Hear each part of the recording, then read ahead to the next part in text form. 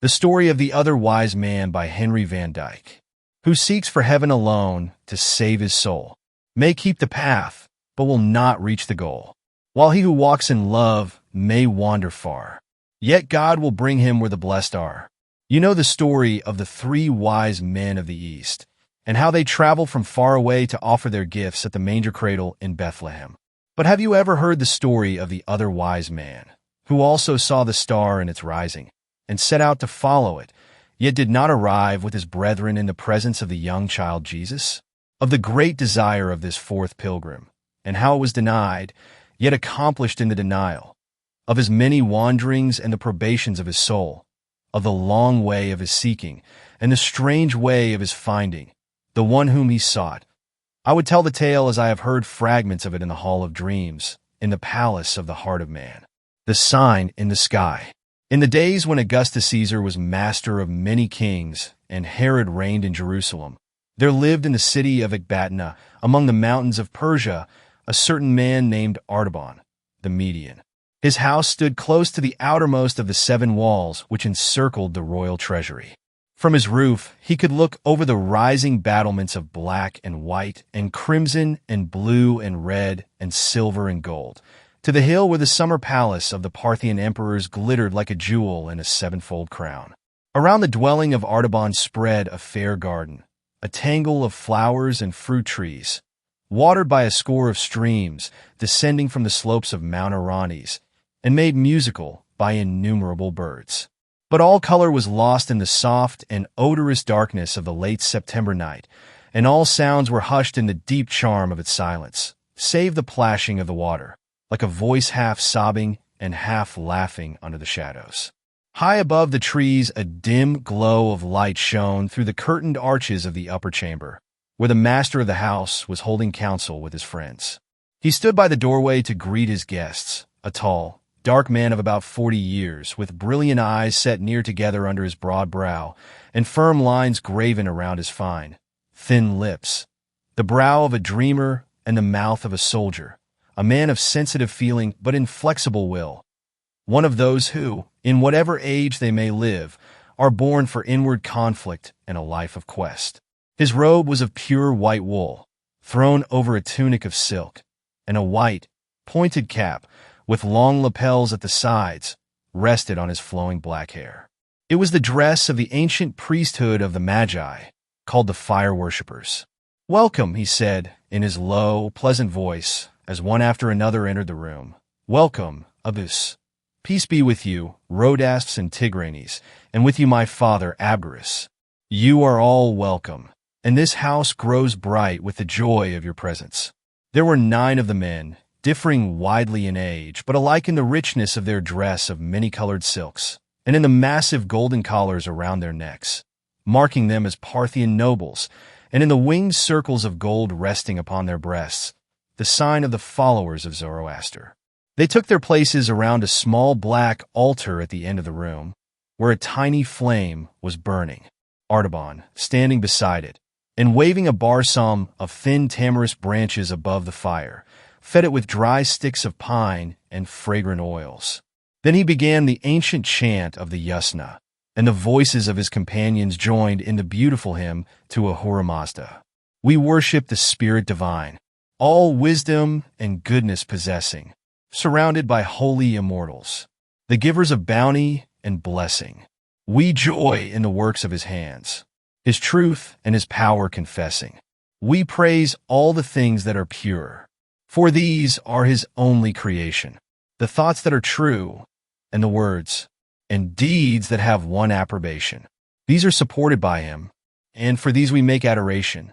Hear us, O Mazda. Thou livest, in truth and in heavenly gladness. Cleanse us from falsehood and keep us from evil and bondage to badness.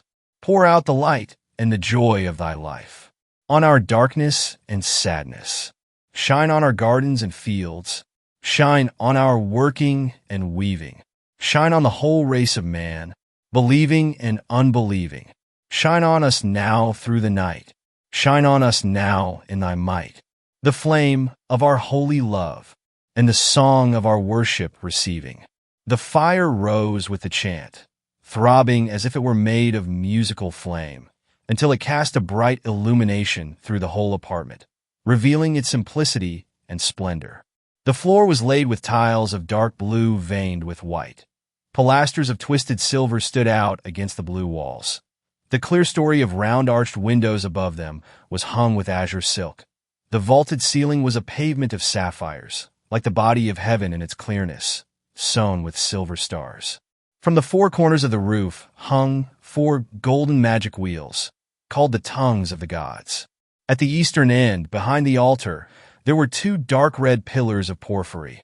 Above them a lintel of the same stone, on which was carved the figure of a winged archer, with his arrow set to the string and his bow drawn. The doorway between the pillars, which opened upon the terrace of the roof, was covered with a heavy curtain of the color of a ripe pomegranate, embroidered with innumerable golden rays shooting upward from the floor. In effect, the room was like a quiet, starry night, all azure and silver, flushed in the east with rosy promise of the dawn. It was, as the house of a man should be, an expression of the character and spirit of the master. He turned to his friends when the song was ended and invited them to be seated on the divan at the western end of the room. "You have come tonight," said he, looking around the circle, "at my call, as the faithful scholars of Zoroaster, to renew your worship and rekindle your faith in the God of purity, even as this fire has been rekindled on the altar. We worship not the fire, but him of whom it is the chosen symbol, because it is the purest of all created things. It speaks to us of one who is light and truth. Is it not so, my father?" "It is well said, my son," answered the venerable Abderus. "The enlightened are never idolaters. They lift the veil of the form and go into the shrine of the reality, and new light and truth are coming to them continually through the old symbols." "Hear me, then, my father and my friends," said Artaban, very quietly, "while I tell you of the new light and truth that have come to me through the most ancient of all signs. We have searched the secrets of nature together, and studied the healing virtues of water and fire and the plants. We have read also the books of prophecy in which the future is dimly foretold in words that are hard to understand. But the highest of all learning is the knowledge of the stars. To trace their courses is to untangle the threads of the mystery of life from the beginning to the end. If we could follow them perfectly, nothing would be hidden from us. But is not our knowledge of them still incomplete? Are there not many stars still beyond our horizon? Lights that are known only to the dwellers in the far southland, among the spice trees of Punt and the gold mines of Ophir. There was a murmur of assent among the listeners. "The stars," said Tigranes, "are the thoughts of the eternal. They are numberless, but the thoughts of man can be counted like the years of his life. The wisdom of the Magi is the greatest of all wisdoms on earth, because it knows its own ignorance. And that is the secret of power. We keep men always looking and waiting for a new sunrise. But we ourselves know that the darkness is equal to the light, and that the conflict between them will never be ended." "That does not satisfy me," answered Artaban. "For if the waiting must be endless, if there could be no fulfillment of it, then it would not be wisdom to look and wait. We should become like those new teachers of the Greeks, who say that there is no truth, and that the only wise men are those who spend their lives in discovering and exposing the lies that have been believed in the world. But the new sunrise will certainly dawn in the appointed time.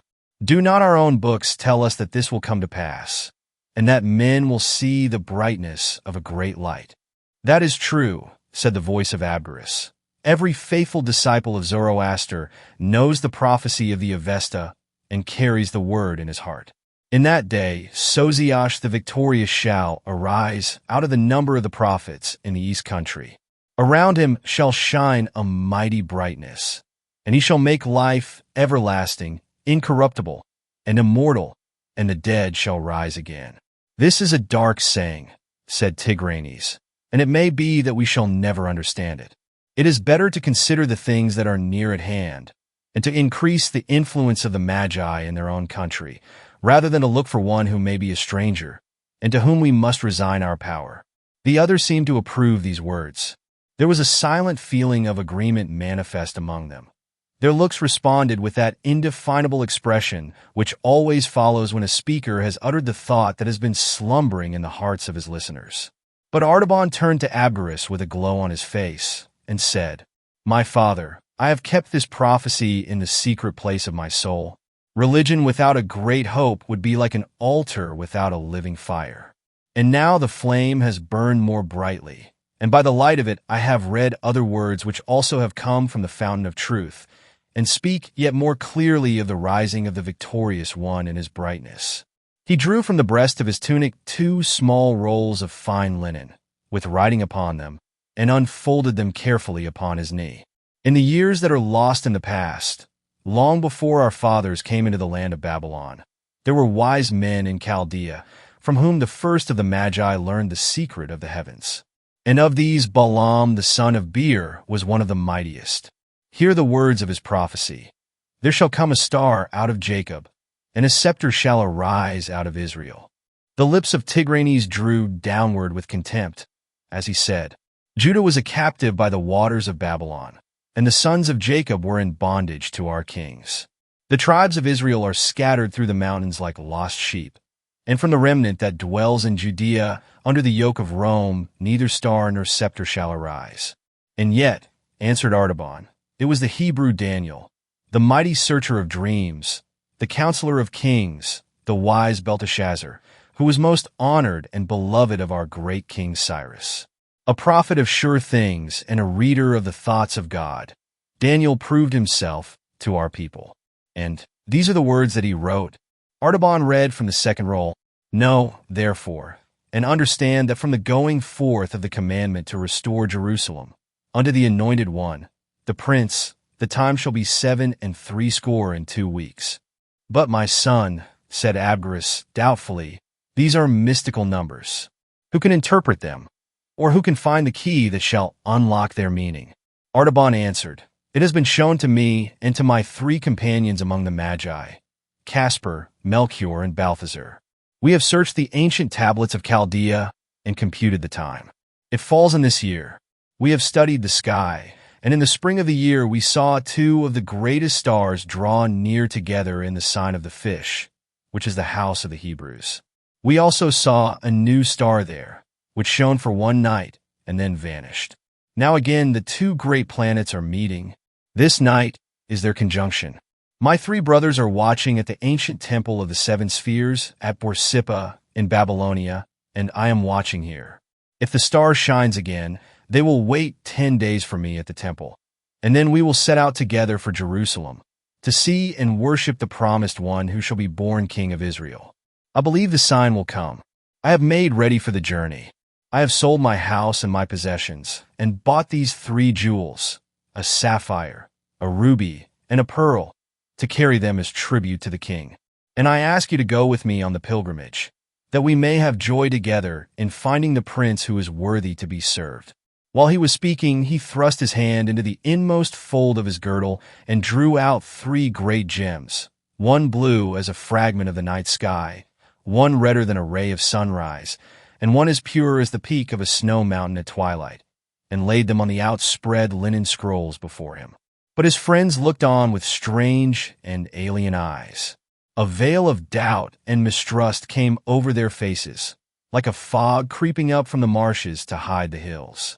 They glanced at each other with looks of wonder and pity, as those who have listened to incredible sayings, the story of a wild vision, or the proposal of an impossible enterprise. At last Tigranes said, "Artaban, this is a vain dream. It comes from too much looking upon the stars and the cherishing of lofty thoughts. It would be wiser to spend the time in gathering money for the new fire temple at Chelah. No king will ever rise from the broken race of Israel, and no end will ever come to the eternal strife of light and darkness. He who looks for it is a chaser of shadows. Farewell." And another said, "Artaban, I have no knowledge of these things, and my office as guardian of the royal treasure binds me here.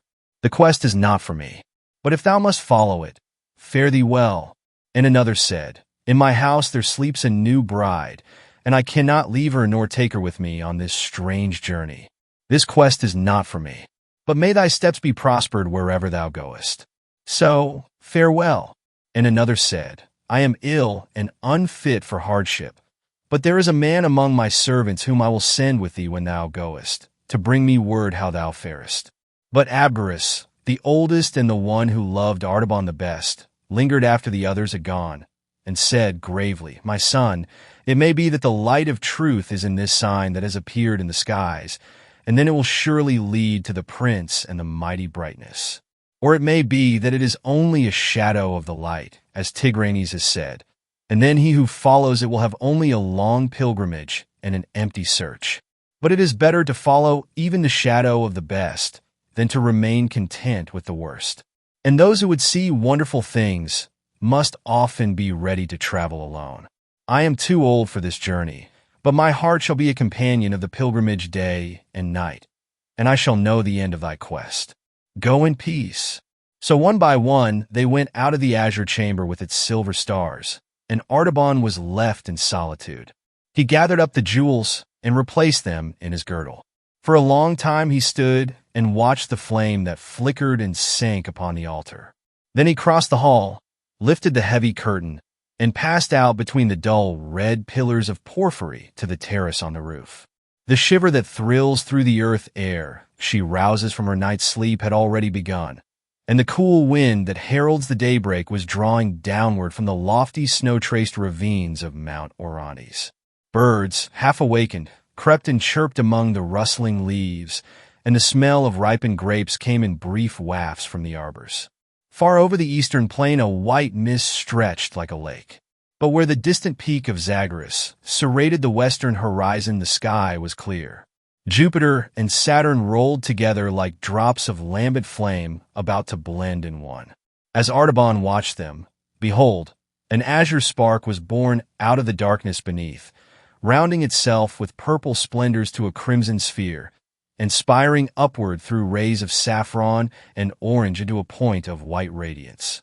Tiny and infinitely remote, yet perfect in every part, it pulsated in the enormous vault as if the three jewels in the Magian's breast had mingled and been transformed into a living heart of light. He bowed his head. He covered his brow with his hands. It is the sign, he said. The king is coming, and I will go to meet him by the waters of Babylon. All night long Vasta, the swiftest of Artaban's horses, had been waiting, saddled and bridled, in her stall, pawing the ground impatiently and shaking her bit as if she shared the eagerness of her master's purpose, though she knew not its meaning. Before the birds had fully roused to their strong, high, joyful chant of morning song, before the white mist had begun to lift lazily from the plain, the other wise man was in the saddle, riding swiftly along the high road, which skirted the base of Mount Orontes, westward. How close, how intimate is the comradeship between a man and his favorite horse on a long journey. It is a silent, comprehensive friendship, an intercourse beyond the need of words. They drink at the same wayside springs and sleep under the same guardian stars. They are conscious together of the subduing spell of nightfall and the quickening joy of daybreak. The master shares his evening meal with his hungry companion and feels the soft, moist lips caressing the palm of his hand as they close over the morsel of bread.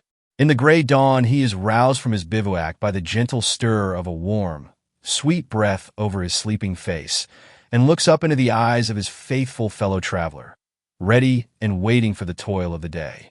Surely, unless he is a pagan and an unbeliever, by whatever name he calls upon his God, he will thank him for this voiceless sympathy, this dumb affection, and his morning prayer will embrace a double blessing. God bless us both, and keep our feet from falling and our souls from death. And then, through the keen morning air, the swift hoofs beat their spirited music along the road, keeping time to the pulsing of two hearts that are moved with the same eager desire, to conquer space, to devour the distance, to attain the goal of the journey. Artaban must indeed ride wisely and well if he would keep the appointed hour with the other Magi, for the route was 150 parasangs, and 15 was the utmost that he could travel in a day. But he knew Vasta's strength and pushed forward without anxiety, making the fixed distance every day, though he must travel late into the night, and in the morning long before sunrise. He passed along the brown slopes of Mt. Aranes, furrowed by the rocky courses of 100 torrents. He crossed the level plains of the Niceans, where the famous herds of horses, feeding in the wide pastures, tossed their heads at Vasta's approach, and galloped away with a thunder of many hoofs, and flocks of wild birds rose suddenly from the swampy meadows, wheeling in great circles with a shining flutter of innumerable wings and shrill cries of surprise. He traversed the fertile fields of Concobar, where the dust from the threshing floors filled the air with a golden mist, half hiding the huge temple of Astarte with its 400 pillars. At Begistan, among the rich gardens watered by fountains from the rock, he looked up at the mountain, thrusting its immense rugged brow out over the road, and saw the figure of King Darius trampling upon his fallen foes, and the proud list of his wars and conquests graven high upon the face of the eternal cliff. Over many a cold and desolate pass, crawling painfully across the wind-swept shoulders of the hills, down many a black mountain gorge, where the river roared and raced before him like a savage guide, across many a smiling vale, with terraces of yellow limestone full of vines and fruit trees, through the oak groves of Kyrene and the dark gates of Zagros, walled in by precipices, into the ancient city of Chela, where the people of Samaria had been kept in captivity long ago, and out again by the mighty portal, riven through the encircling hills, where he saw the image of the high priest of the Magi, sculptured on the wall of rock, with hand uplifted as if to bless the centuries of pilgrims, past the entrance of the narrow defile, filled from end to end with orchards of peaches and figs, through which the river Jins foamed down to meet him, over the broad rice fields, where the autumnal vapors spread their deathly mists, following along the course of the river, under tremulous shadows of poplar and tamarind among the lower hills, and out upon the flat plain, where the road ran straight as an arrow through the stubble fields and parched meadows, past the city of Ctesiphon, where the Parthian emperors reigned, and the vast metropolis of Seleucia which Alexander built, across the swirling floods of Tigris and the many channels of Euphrates, flowing yellow through the cornlands. Artaban pressed onward until he arrived, at nightfall of the 10th day, beneath the shattered walls of populous Babylon.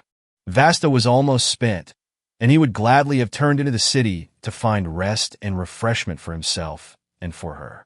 But he knew that it was 3 hours' journey yet to the Temple of the Seven Spheres, and he must reach the place by midnight if he would find his comrades waiting. So he did not halt, but rode steadily across the stubble fields.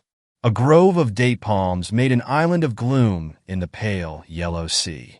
As she passed into the shadow, Vasta slackened her pace and began to pick her way more carefully.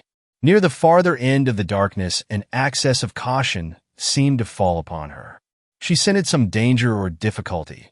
It was not in her heart to fly from it, only to be prepared for it, and to meet it wisely, as a good horse should do. The grove was close and silent as the tomb. Not a leaf rustled, not a bird sang. She felt her steps before her delicately, carrying her head low, and sighing now and then with apprehension. At last she gave a quick breath of anxiety and dismay, and stood stock still, quivering in every muscle, before a dark object in the shadow of the last palm tree. Artaban dismounted. The dim starlight revealed the form of a man lying across the road. His humble dress and the outline of his haggard face showed that he was probably one of the poor Hebrew exiles who still dwelt in great numbers in the vicinity. His pallid skin, dry and yellow as parchment, bore the mark of the deadly fever which ravaged the marshlands in autumn. The chill of death was in his lean hand, and as Artaban released it, the arm fell back inertly upon the motionless breast.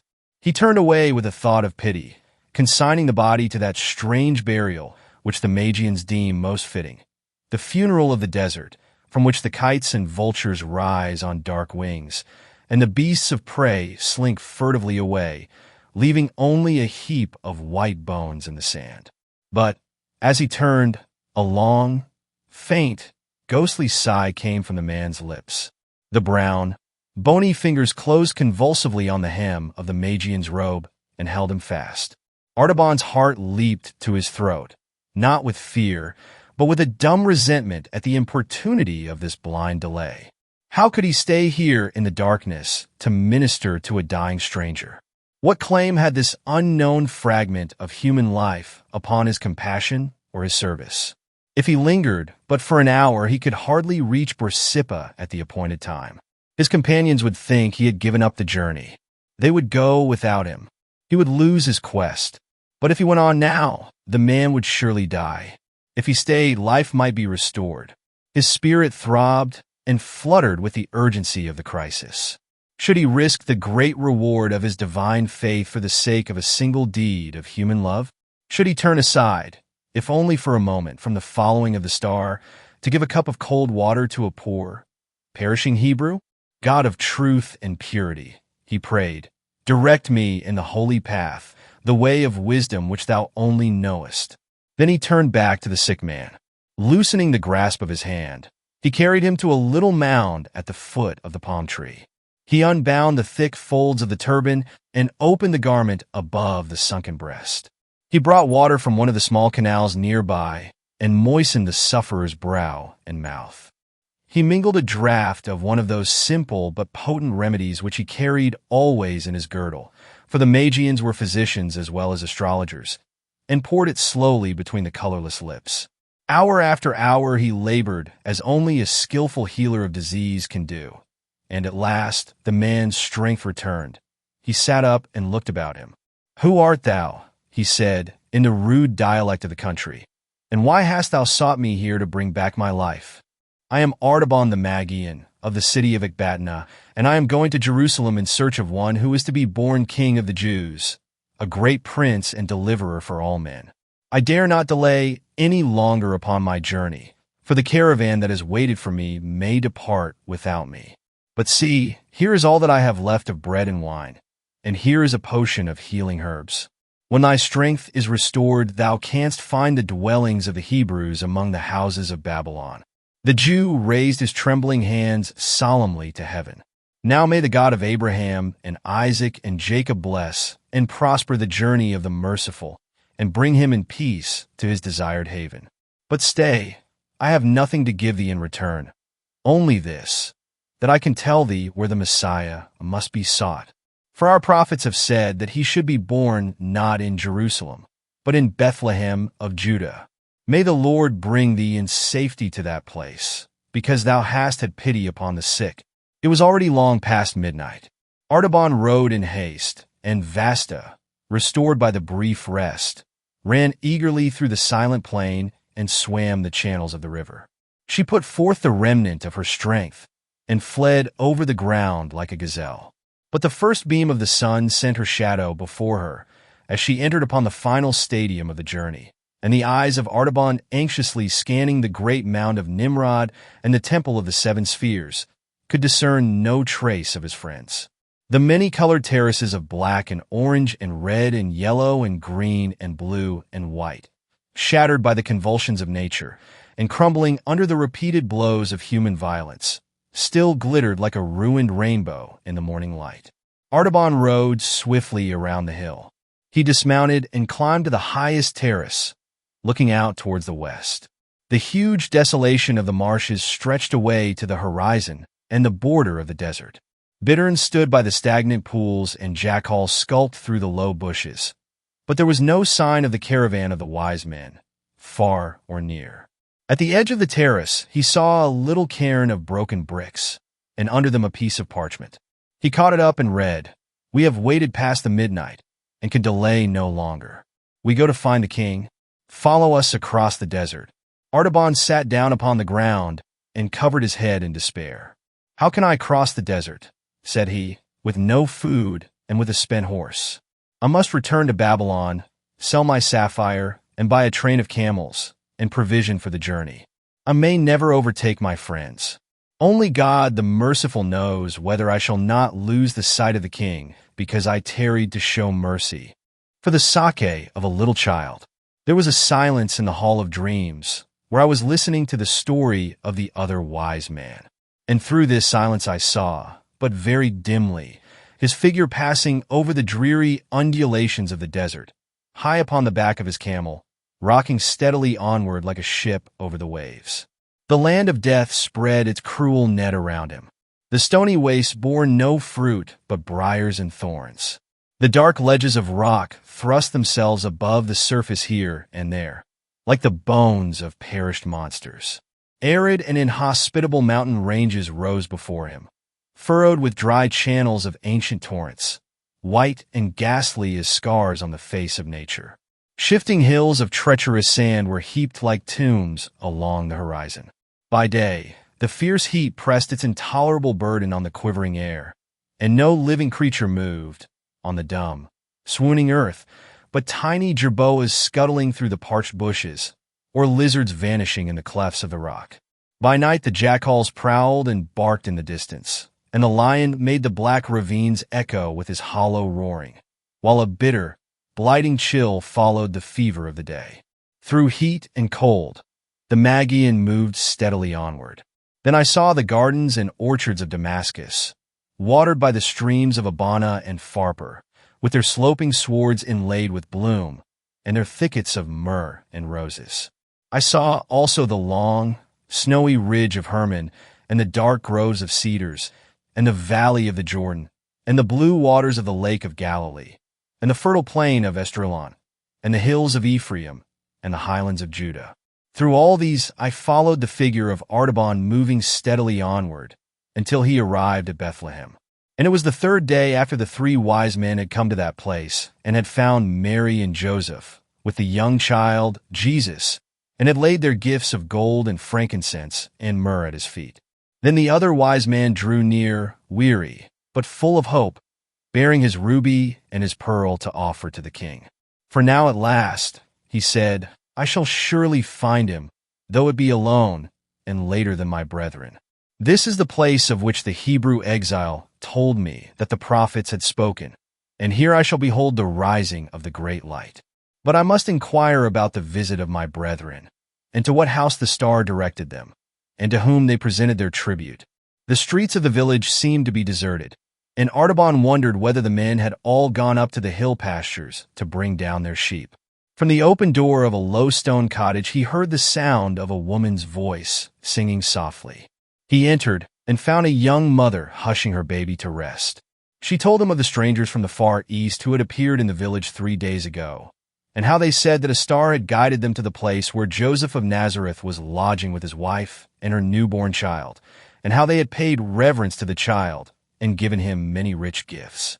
But the travelers disappeared again, she continued, as suddenly as they had come. We were afraid at the strangeness of their visit. We could not understand it.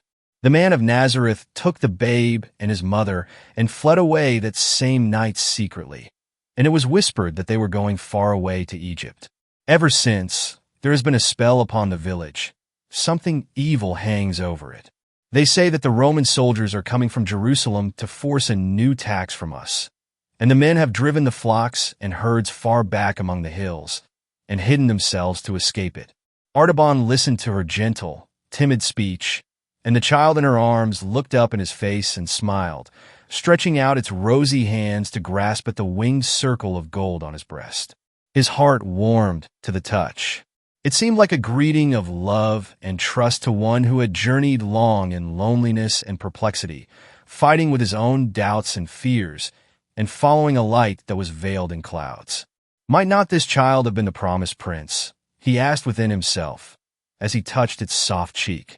Kings have been born ere now in lowlier houses than this, and the favorite of the stars may rise even from a cottage. But it has not seemed good to the God of wisdom to reward my search so soon and so easily. The one whom I seek has gone before me, and now I must follow the king to Egypt. The young mother laid the babe in its cradle, and rose to minister to the wants of the strange guest that fate had brought into her house. She set food before him, the plain fare of peasants, but willingly offered, and therefore full of refreshment for the soul as well as for the body. Artaban accepted it gratefully, and, as he ate, the child fell into a happy slumber and murmured sweetly in its dreams, and a great peace filled the quiet room. But suddenly there came the noise of a wild confusion and uproar in the streets of the village, a shrieking and wailing of women's voices, a clangor of brazen trumpets and a clashing of swords, and a desperate cry, "The soldiers!" "The soldiers of Herod. They are killing our children." The young mother's face grew white with terror. She clasped her child to her bosom and crouched motionless in the darkest corner of the room, covering him with the folds of her robe, lest he should wake and cry. But Artaban went quickly and stood in the doorway of the house. His broad shoulders filled the portal from side to side, and the peak of his white cap all but touched the lintel. The soldiers came hurrying down the street with bloody hands and dripping swords. At the sight of the stranger in his imposing dress, they hesitated with surprise. The captain of the band approached the threshold to thrust him aside. But Artaban did not stir. His face was as calm as though he were watching the stars, and in his eyes there burned that steady radiance before which even the half-tamed hunting leopard shrinks, and the fierce bloodhound pauses in his leap. He held the soldier silently for an instant, and then said in a low voice, "There is no one in this place but me, and I am waiting to give this jewel to the prudent captain who will leave me in peace." He showed the ruby, glistening in the hollow of his hand like a great drop of blood. The captain was amazed at the splendor of the gem. The pupils of his eyes expanded with desire, and the hard lines of greed wrinkled around his lips. He stretched out his hand and took the ruby. "March on," he cried to his men. "There is no child here." The house is still. The clamor and the clang of arms pass down the street as the headlong fury of the chase sweeps by the secret covert where the trembling deer is hidden. Artaban re-entered the cottage. He turned his face to the east and prayed, "God of truth, forgive my sin. I have said the thing that is not to save the life of a child, and two of my gifts are gone. I have spent for man that which was meant for God. Shall I ever be worthy to see the face of the king?" But the voice of the woman, weeping for joy in the shadow behind him, said very gently, "Because thou hast saved the life of my little one, may the Lord bless thee and keep thee. The Lord make his face to shine upon thee and be gracious unto thee. The Lord lift up his countenance upon thee and give thee peace." In the hidden way of sorrow. Then again there was a silence in the hall of dreams, deeper and more mysterious than the first interval, and I understood that the years of Artaban were flowing very swiftly under the stillness of that clinging fog, and I caught only a glimpse, here and there, of the river of his life shining through the shadows that concealed its course. I saw him moving among the throngs of men in populous Egypt, seeking everywhere for traces of the household that had come down from Bethlehem, and finding them under the spreading sycamore trees of Heliopolis, and beneath the walls of the Roman fortress of New Babylon beside the Nile. Traces so faint and dim that they vanished before him continually, as footprints on the hard river sand glisten for a moment with moisture and then disappear. I saw him again at the foot of the pyramids, which lifted their sharp points into the intense saffron glow of the sunset sky, changeless monuments of the perishable glory and the imperishable hope of man. He looked up into the vast countenance of the crouching sphinx and vainly tried to read the meaning of her calm eyes and smiling mouth. Was it indeed the mockery of all effort and all aspiration, as Tigranes had said, the cruel jest of a riddle that has no answer, a search that never can succeed? Or was there a touch of pity and encouragement in that inscrutable smile, a promise that even the defeated should attain a victory, and the disappointed should discover a prize, and the ignorant should be made wise, and the blind should see, and the wandering should come into the haven at last? I saw him again in an obscure house of Alexandria, taking counsel with a Hebrew rabbi. The venerable man, bending over the rolls of parchment on which the prophecies of Israel were written, read aloud the pathetic words which foretold the sufferings of the promised Messiah, the despised and rejected of men, the man of sorrows and the acquaintance of grief. "And remember, my son," said he, fixing his deep-set eyes upon the face of Artaban, "the king whom you are seeking is not to be found in a palace, nor among the rich and powerful. If the light of the world and the glory of Israel had been appointed to come with the greatness of earthly splendor, it must have appeared long ago. For no son of Abraham will ever again rival the power which Joseph had in the palaces of Egypt, or the magnificence of Solomon throned between the lions in Jerusalem. But the light for which the world is waiting is a new light, the glory that shall rise out of patient and triumphant suffering. And the kingdom which is to be established forever is a new kingdom, the royalty of perfect and unconquerable love. I do not know how this shall come to pass, nor how the turbulent kings and peoples of earth shall be brought to acknowledge the Messiah and pay homage to him. But this I know, those who seek him will do well to look among the poor and the lowly, the sorrowful and the oppressed. So I saw the other wise man again and again, traveling from place to place, and searching among the people of the dispersion, with whom the little family from Bethlehem might, perhaps, have found a refuge. He passed through countries where famine lay heavy upon the land, and the poor were crying for bread. He made his dwelling in plague-stricken cities where the sick were languishing in the bitter companionship of helpless misery. He visited the oppressed and the afflicted in the gloom of subterranean prisons, and the crowded wretchedness of slave markets, and the weary toil of galley ships. In all this populous and intricate world of anguish, though he found none to worship, he found many to help. He fed the hungry, and clothed the naked, and healed the sick, and comforted the captive. And his years went by more swiftly than the weaver's shuttle that flashes back and forth through the loom while the web grows and the invisible pattern is completed. It seemed almost as if he had forgotten his quest. But once I saw him for a moment as he stood alone at sunrise, waiting at the gate of a Roman prison. He had taken from a secret resting place in his bosom the pearl, the last of his jewels. As he looked at it, a mellower luster, a soft and iridescent light, full of shifting gleams of azure and rose, trembled upon its surface. It seemed to have absorbed some reflection of the colors of the lost sapphire and ruby. So the profound, secret purpose of a noble life draws into itself the memories of past joy and past sorrow. All that has helped it, all that has hindered it, is transfused by a subtle magic into its very essence. It becomes more luminous and precious the longer it is carried close to the warmth of the beating heart. Then at last, while I was thinking of this pearl and of its meaning, I heard the end of the story of the other wise man. A pearl of great price.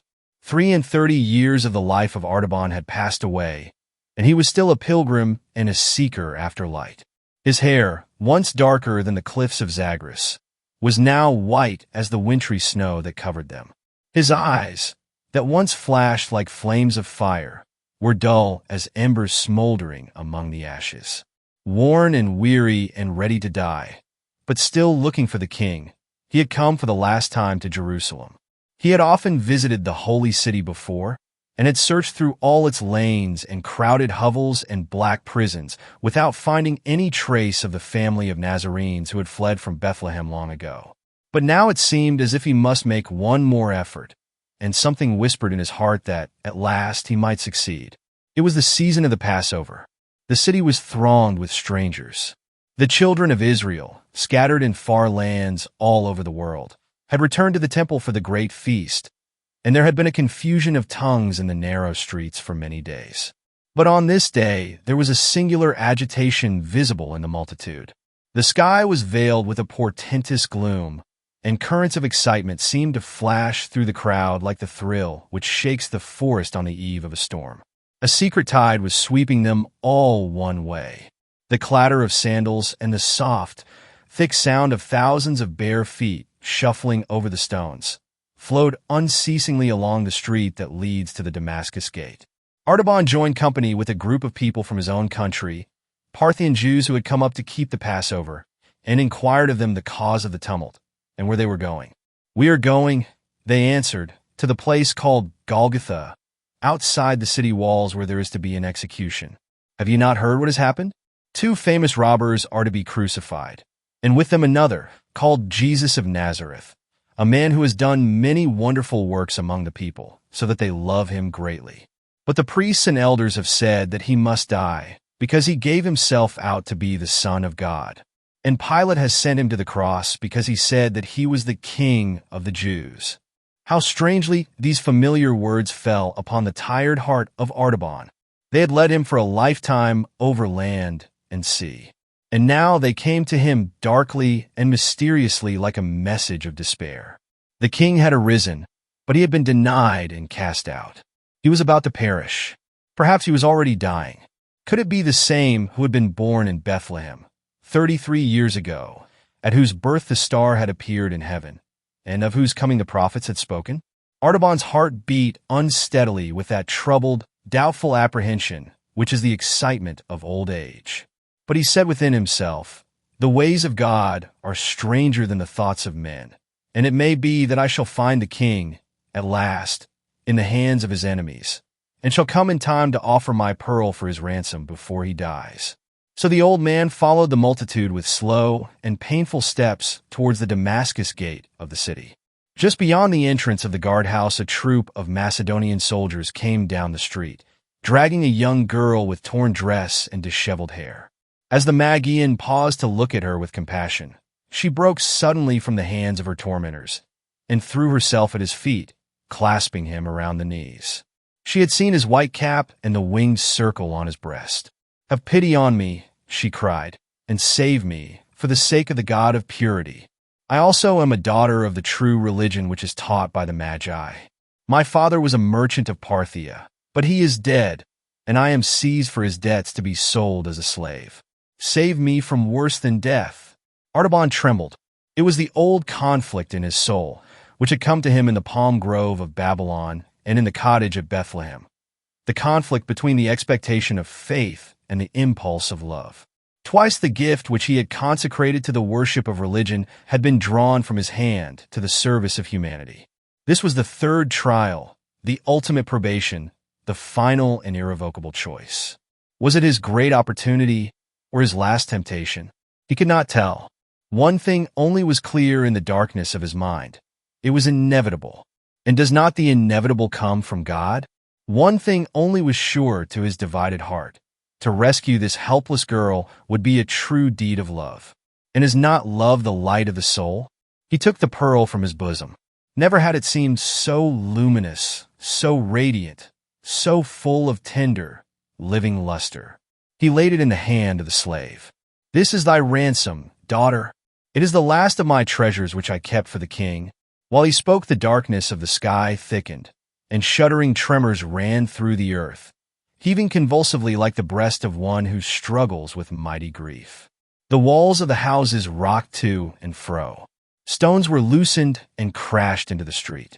Dust clouds filled the air. The soldiers fled in terror, reeling like drunken men.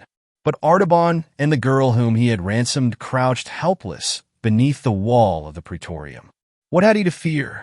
What had he to live for? He had given away the last remnant of his tribute for the king. He had parted with the last hope of finding him. The quest was over, and it had failed.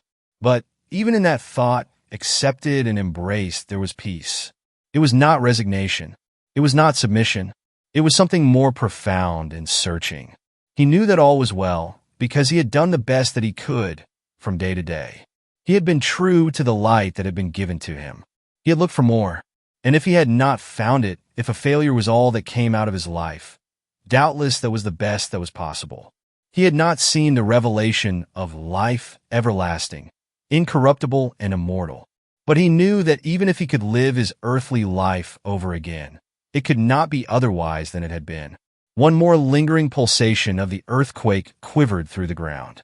A heavy tile, shaken from the roof, fell and struck the old man on the temple. He lay breathless and pale, with his gray head resting on the young girl's shoulder, and the blood trickling from the wound. As she bent over him, fearing that he was dead, there came a voice through the twilight, very small and still, like music sounding from a distance, in which the notes are clear but the words are lost. The girl turned to see if someone had spoken from the window above them, but she saw no one. Then the old man's lips began to move, as if in answer, and she heard him say in the Parthian tongue, "Not so, my lord. For when saw I thee an hungered, and fed thee, or thirsty, and gave thee drink? When saw I thee a stranger, and took thee in, or naked, and clothed thee? When saw I thee sick or in prison, and came unto thee? 33 years have I looked for thee, but I have never seen thy face, nor ministered to thee, my king."